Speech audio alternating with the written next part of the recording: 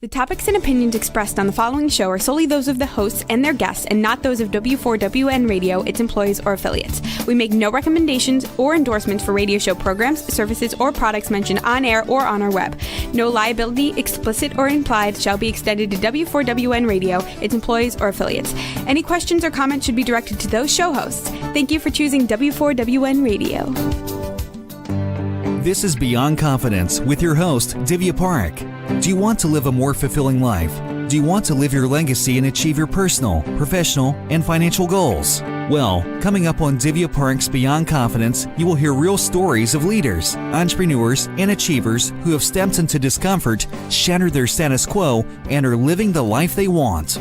You will learn how relationships are the key to achieving your aspirations and financial goals. Moving your career or business forward does not have to happen at the expense of your personal or family life, or vice versa. Learn more at www.divyaparekh.com, and you can connect with Divya at contact@divyaparekh.com. This is Beyond Confidence, and now here's your host, Divya Parekh. Good morning, everyone. It's Tuesday, and I'm thrilled to be here because I get to be with you. And yes, you, my audience, you are the bane and the backbone of this show, because without you, the show would not be possible. So keep that kind of circle going. And if you have a story, do share with us, because I love hearing the kind of circle stories going. It's about taking 1 hour of your time and spending it as you want throughout the month, whether it's 5 minutes here, 10 minutes there, and doing a kind act and helping someone with no strings attached. And also, I want to thank you for getting our books. 2 of my favorite ones, I know I've written several, but 2 of my favorite ones are The Entrepreneur's Guide and An Expert to Influencer.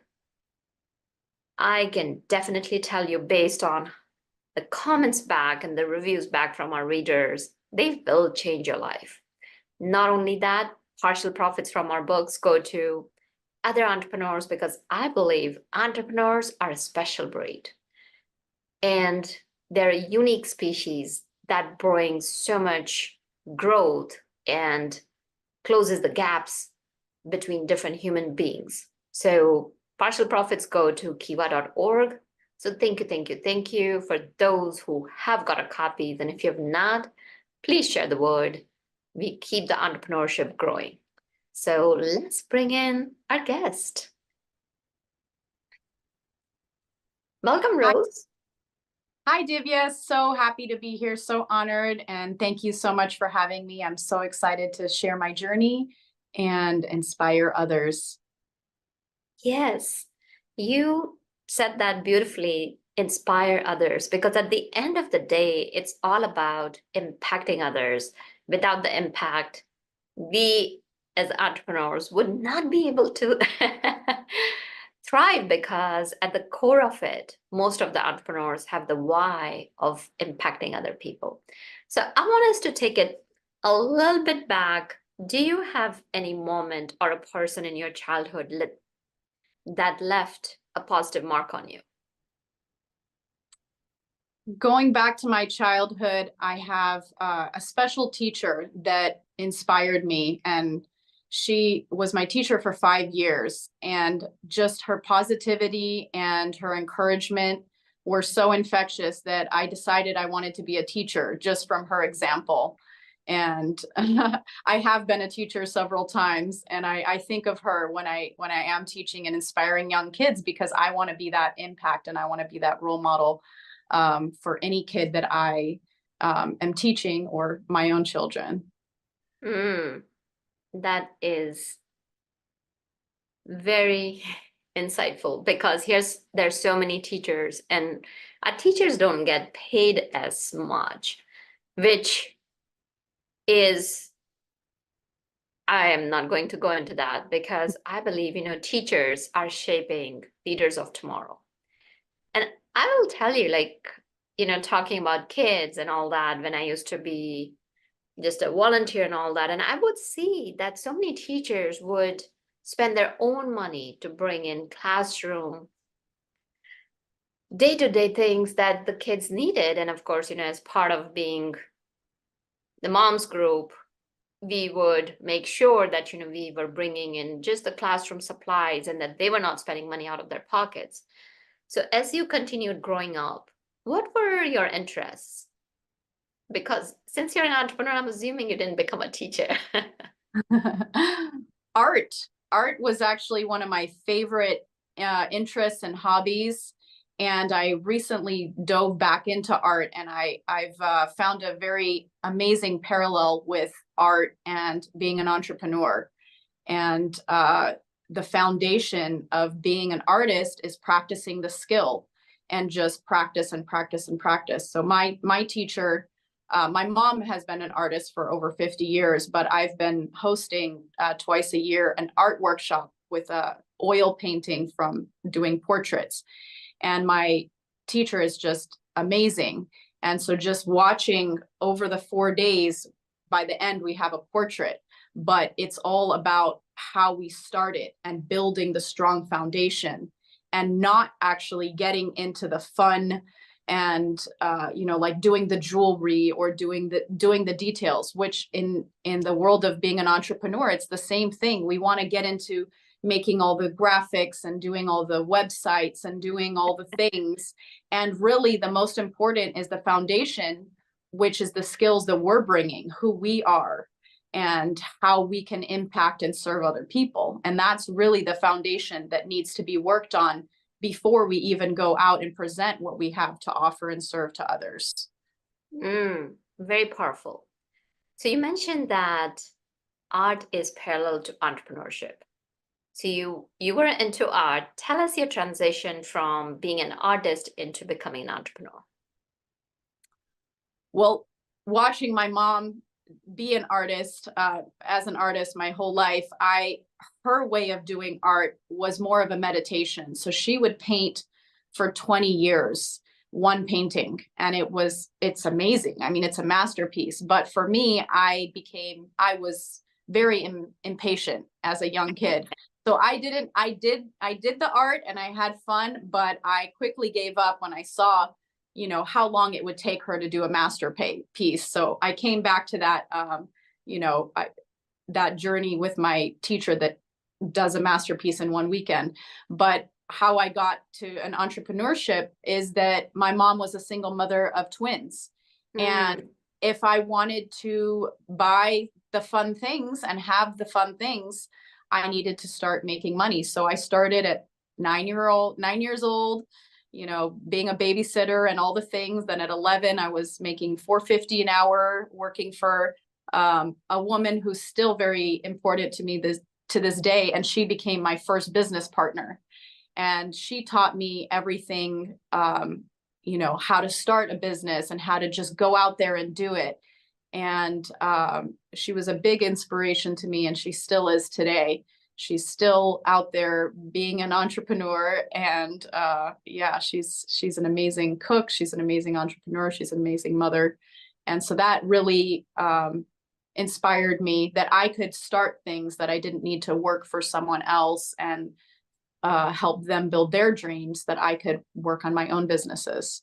So you mentioned that you started at an early age of 9. So it sounds like the seed of entrepreneurship was planted in your heart a long time back, and it has taken root and blossomed into a tree, which is fantastic. So tell us, what kind of business do you run? So this journey of being a coach is actually my 12th business that I've opened up and launched. I've done everything. I had a store in Santa Barbara, California for 8 years, which was so much fun because it was like being a kid at Christmas every day. I would get new toys and new games that I could share with all the children and teach all the grandparents what all the things were. And I've done a lot of smaller businesses for Christmas season or seasonal businesses. I would pitch and sell home and garden products. So I learned a lot from that. And then I would find my own products. I've done online businesses. I've done, I've just tried it all.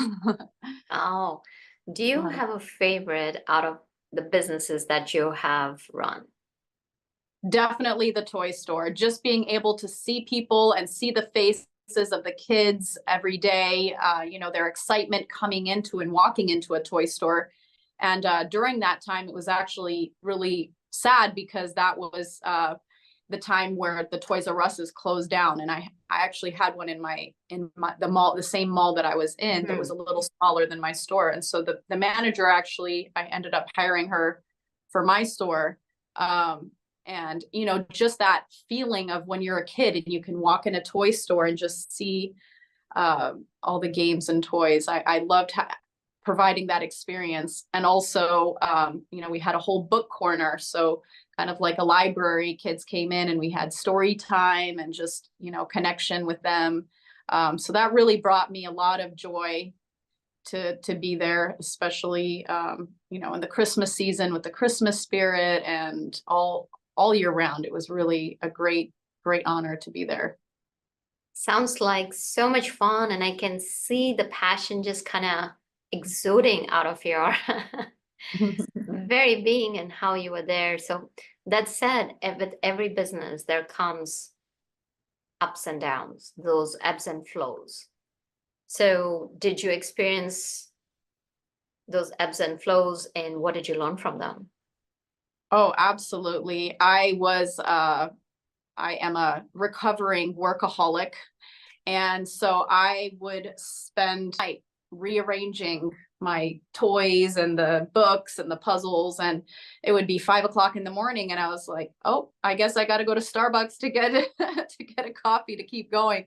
So I have always had that tendency to go to burnout. So I've actually ended up in the hospital 4 times from burnout. And so that each time was supposed to be the last lesson, but last was really my final straw. But yeah, I learned that from just being in business, is that when you have so many hats, that to learn how to delegate those to other people instead of trying to do everything yourself. Even if you feel it better, faster, it's always important to respect yourself and to delegate to others. And that is so true, because I've been on the brink of burnout a few times myself. And then as I kept on growing my team, I've realized that having a team by your side, because being an ex-corporate, we used to be surrounded by teams. We had a family. And then when you are an entrepreneur, as you mentioned, you're wearing so many different hats that sometimes you feel isolated and alone. So rather than doing the journey just yourself, building that team around you, and then that can be, trading, bartering. It doesn't just have to be everything through investment or time and energy. And when you build that team, as you're talking about, or delegating it out, it makes life simpler. Because if you are not doing good, then your business is not going to do good either. Yes, that is so true. I've seen so many women entrepreneur, and that's my passion, is to, help them see that if they just step back and delegate a little bit out and take care of themselves, that their business can thrive without them. So as you were growing your business, some of the things that women face more so than the other gender is that fear of unknown, overthinking, imposter syndrome. So did you experience any of that? And if you did, how did you overcome them to achieve your fear? So and overcoming your fear and achieve your goals. Yes, actually, for sure. In this new venture of being a coach, as I've been a coach in my whole career, I've had hundreds of employees. So I've actually paid to coach, because I paid my employees and then I coached them. But the moment I took the role of being a coach, I started to overthink, and the imposter syndrome came up, and the overthinking and overanalyzing. And I basically for 9 months overthink and did all of the, allowed the fear to overtake me. I allowed the imposter syndrome to say, no, I can't do it myself, but I can help other people do it. And, you know, I allowed the fear and to stop me. And then one day I made a decision, and I chose to be confident and to believe in myself. And it was from all the knowledge that I had put into myself and invested in myself. And I suddenly felt compelled to help other people. And suddenly the money didn't matter. The titles didn't matter. It just was so clear, my path, and I didn't know how it was going to happen. I completely surrendered. And that was the most magical thing, was to become detached and to be completely surrendered to how it was going to manifest, and to just allow it to. And within 9 days, I had my first 100K client, which was absolutely miraculous. Well, what I'm hearing is that you created the space, because when you let go of something, you create space for new possibilities, new potentials to unfold. I want to revisit what you shared, that there was this one day you decided that this was it. So was there anything specific that happened? What brought you to that decision? Actually, I was at a picnic with a lot of friends, and I heard a lot of the concerns that my friends were sharing. And I just knew that it just clicked to me in less than 24 hours after that day. I realized that, hey, I can help. I can help people. It doesn't matter what the titles, and like I'm saying, is I just said, oh my gosh, I can do it. And then once I realized I could do it, everything else just fell away. All the reasons and the overthinking and the everything else, I was just clear. So yeah, that day was very magical. So it sounds like you saw yourself, because so many times what happens is, you know, as coaches, so a lot of my clients will say, oh, how do you know that I can do it?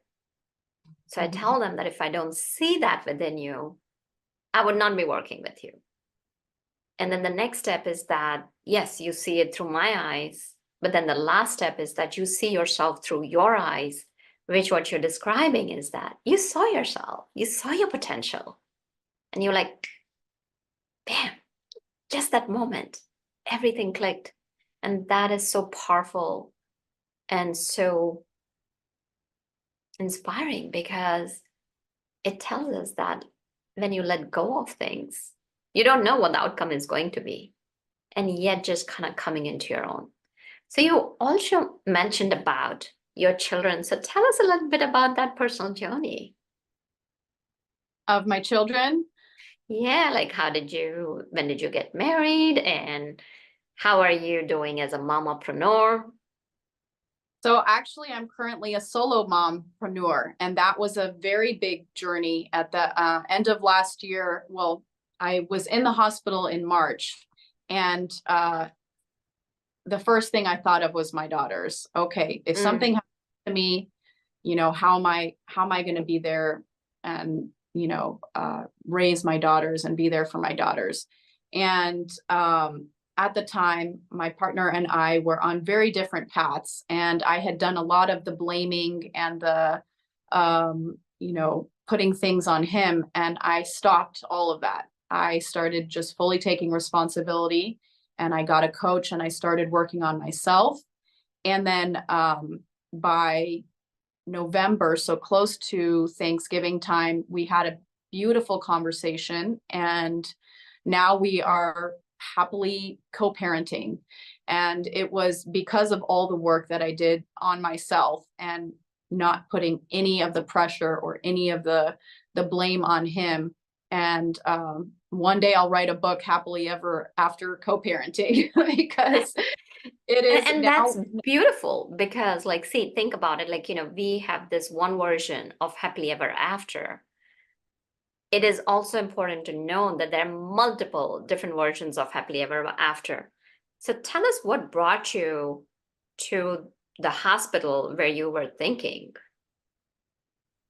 So it was the night after the day before was my daughter's 4th birthday. So I was doing all the things to, have a big birthday party. I neglected myself, so I didn't drink so much water. I was just go, go, go, go, go.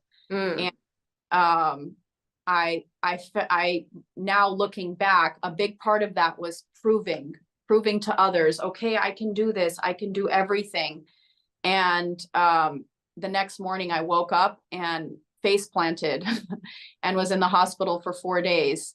And so now my mantra is to myself that I say, and I encourage every woman to take it on, is from Lisa Nichols, is I have nothing to prove. I have nothing to protect. I have nothing to hide, and I have nothing to defend. So I got really clear that, what other people, instead of trying to prove to them, I'm just here to serve and to be myself. And the less I worry about how I'm impacting or, if I'm trying to prove myself, it all depends on where it's coming from. If I'm trying to inspire people, then, all I need to do is serve. But if I'm coming from a place of, oh, I need to prove that I've got this, or that I can do this as a mom, as a solo mom, as a, business entrepreneur, if I'm coming from that place, then it's just chaos and it's not serving anyone. And thank you for sharing your personal story, because what happens is when we share our vulnerabilities, other people connect with it. And we all have those days. We all have those moments in lives. It's the way I look at it is it's every single day. We fall and we rise. The whole thing is knowing that we are human beings and we are perfectly imperfect. And it's perfectly okay to be imperfect. It's not about the failure and falling down. It's about how many times you rise and continue and not giving up.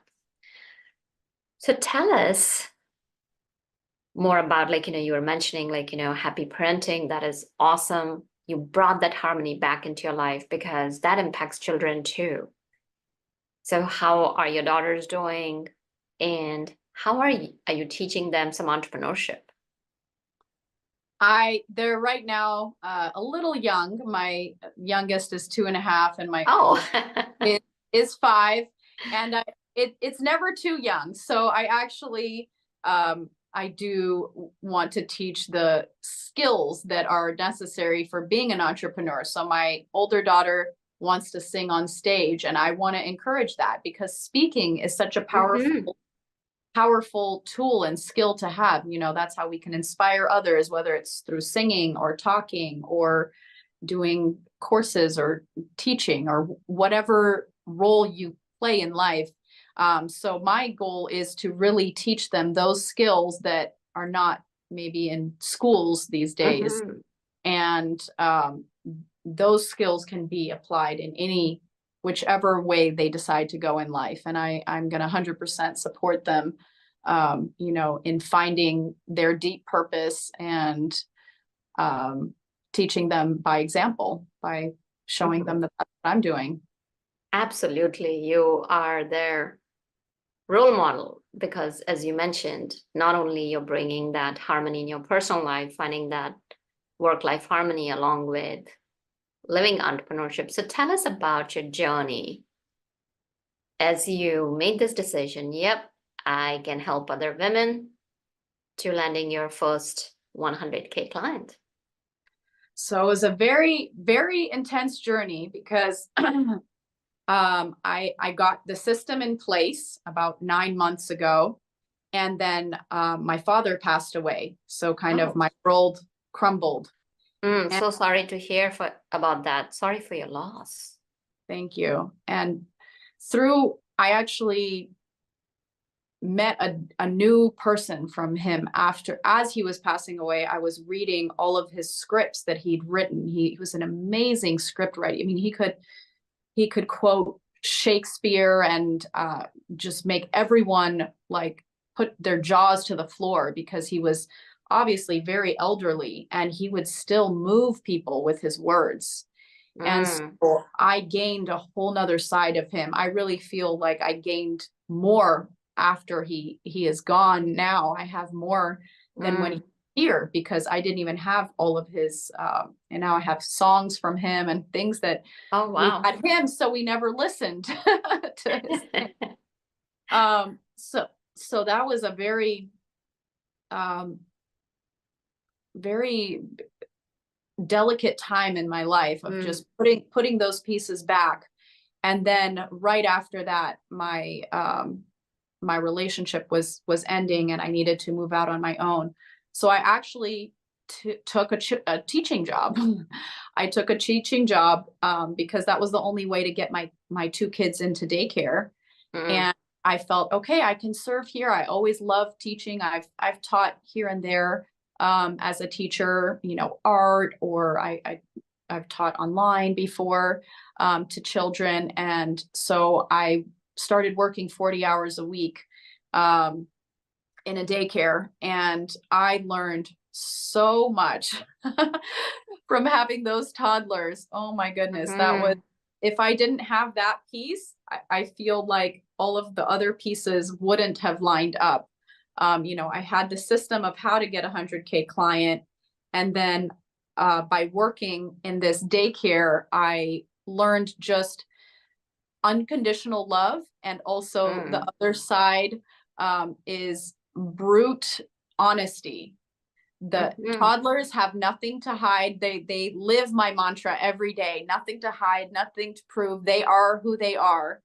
And so I learned so much, and I went into that job with that mindset that, hey, I have something to learn even from 2-year-olds. And of course I learned from my daughters every day, but having 17 2-year-olds was a whole nother world. So well, I'll say that children are the biggest teachers that you can have. Absolutely. So I learned so much from them. And, so I continued to work on that, full time, and my energy was, it was a lot. And so I was building up my focus on my career on the side. And then I knew when I was ready, I had learned all the lessons that I had needed to learn. And then I just dove in, and I had some people around me that were not encouraging at all. And that was really hard. It was really hard for me when people that I felt I could open up and share this excitement with were fearful for me. And that fear came across as, judging me for taking this leap and saying, kind of making me feel like, oh my gosh, what are you doing? That's a crazy thing to quit your full-time job and go into being an entrepreneur. And actually, that's when I wrote down how many businesses I had had and how many successes I'd had. And really, I only had one failure, which I think all the mistakes and failures that you learn as an entrepreneur is gold. That's really how you succeed. And so I realized that even when you are doing something, taking those steps and taking those big risks as an entrepreneur, sometimes the people around you aren't able to see the same vision, and they're not able to support you as we would hope or like. And still, I was able to understand that it was coming from a place of care and concern. And so I took those steps, and, now I have the success, and I am able to share that in a very beautiful way and very humble way with them. That's very Beautiful, laced with humility. So tell us a little bit about your system and tell us, how did you get the 100K client? Because I'm sure the entrepreneurs in our audience are just hanging on to their seats, wanting to know and how they could get their first 100K client, and what were the learnings along the way? So again, kind of what I've been saying, the biggest lesson I would say to getting a 100K client is, again, within ourselves. It's to simplify all the things that we're doing and to focus on our goal. If our goal is to have a 100K client, then what else are we doing throughout our day, and how is that serving our goal? And, you know, again, back to the foundations of just building up within ourselves. I would say that the two things that served me in that way was having a system that I learned. It was, now I've put it together in a workshop, because going through my experience, I did add a lot of overthinking. And so I have tweaked and come up with my own version of the workshop.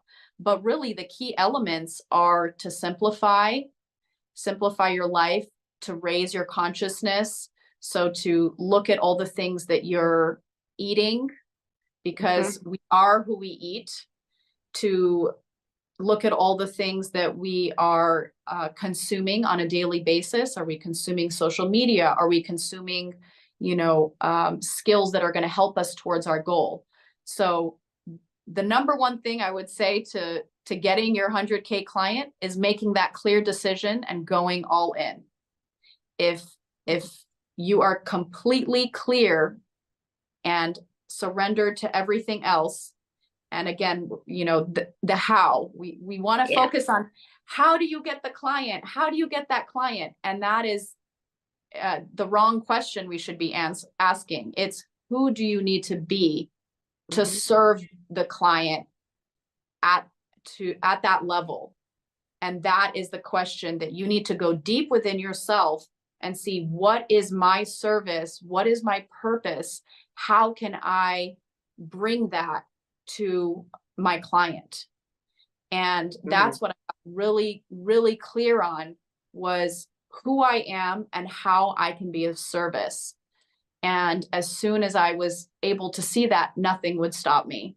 Now I knew, hey, even if, you know, when I found my client, it was just like that spark was there, and both of us just got it. And now we're just so grateful for each other, because we are bringing so much positivity, and I'm learning from her, even though I'm her coach. But she, you know, she thanks me every day and I thank her, because we are building something amazing together. I'm able to support and serve her in her business and her journey and her life. And, you know, she gave me that first yes, which is always the hardest, to get one person to believe in you. And especially on this level, because it is easy to stay in the imposter syndrome and say, oh my gosh, do I have enough to provide this much of value? And so, no, you hit a very key point there. It's about who you need to become to serve your client, because when you see your value, automatically you'll be able to provide that value to others, and then the rest happens on its own. So tell us, where can our audience connect with you? Where can they find you? I'm actually barely on social media, but LinkedIn is the best place to reach me. Okay. Then I'm happy to connect and have a conversation, you know, on my calendar with anyone, and just see where they are. And my favorite thing is to connect with women. So I'm very open to chatting and to connecting with them and just seeing where they are. Well, thank you so much, Rose. Do you have any last tips or any last wisdom words that you want to share with our audience? I would say believe in yourself, and kind of like the just do it Nike slogan. Instead just be it. Be the person that you want to coach, just as you know, your ideal client is most likely you 20 years ago. That person that you've overcome all those obstacles. Look and see who is struggling with the problems that you had, and just go help them.